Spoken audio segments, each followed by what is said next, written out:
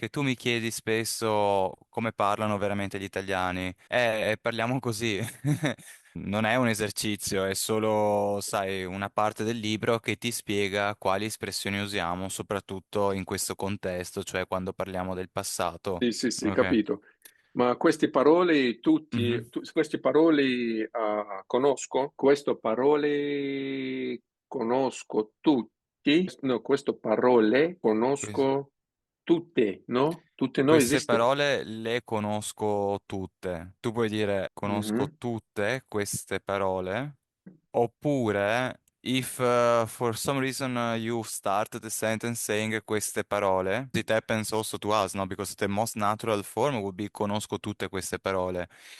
But it happens that you think right away about the object you are talking about and you start directly with the object, queste parole.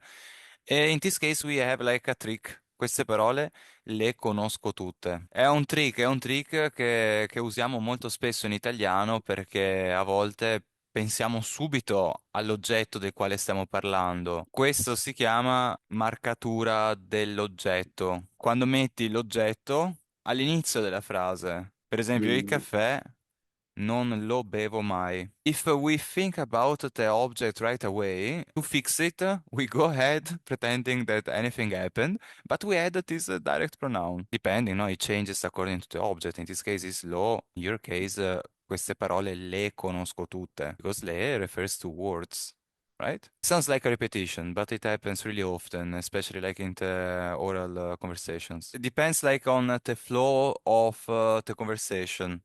If we are not talking about a coffee at all, it could be that we start saying io non bevo mai caffè. If we start a sentence with il caffè, most likely we already started talking about a coffee. So we are like discussing about a topic, caffè, caffè. Ah, io il caffè non lo bevo mai. We can say il caffè non lo bevo mai, or more simple, non lo bevo mai. È un vero argomento di grammatica, che tu mi chiedi spesso come parlano veramente gli italiani. Parliamo così. Perché ci viene in mente subito l'oggetto del quale stiamo parlando, no? E poi ci viene in mente quello che vogliamo dire. No, so we get right away in our mind the object we are talking about, and then what we want to say about it. Because Sì. I don't know, for some reason, like we tend to give some kind of priority in some context to the object. Maybe because it's involving us in a particular way. Then, why do we use it? When do we use it? Well, first of all, it's not mandatory, okay? It's not like that you must speak like this. I'm just saying, if for some reason you think about the object on first place, as it happened to you, because we are discussing all of this, because you started with the word parole, queste parole.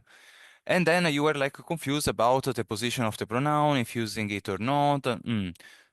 So as you can see, it happens. Like you think about the object right away, and then to fix it, you put the pronoun after. But again, it's not mandatory. I'm just showing you like another option in case it happens again. We have some examples here. Since we are discussing this topic, Ah, we can give it a try. Maria compra il vino. Il vino lo compra Maria.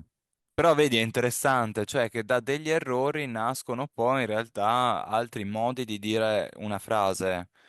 No, like from mistakes sometimes we get some other options to say things, so it's a mistake, but it's some point sometimes.